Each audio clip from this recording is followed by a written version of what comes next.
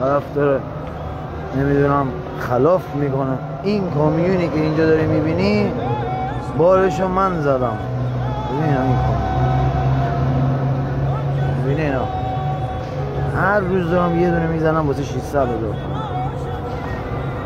10 تن و نیم توش بار میخوره. 10 تن و نیم توش بار میخوره. روزی یه دونه باید بزنم واسه زنم باشم نون حلال در بیارم ببرم با نون بازو هم. ببین این اون تک 10 تن و نیم توش بار میخوره. این تکو من زدم. روزی یه دونه باید بزنم. بعضی روزا 2 تا 600,000. تویی که تو خونه نشستی راحت پول در میری، بابات داره خرجتو میده. ببین داداش باید سختی بکشی، باید زجر بکشی، باید جونت بدی. آره عزیز دلم، الان واسه زن و بچه نون در آوردن سخته. باید از زیر پای فیل پول در بیاری. باید از خودت گنده تر کار کنی که بتونی به زن و بچت برسی. داداش خیلی دور زمونه سخت شد، خیلی.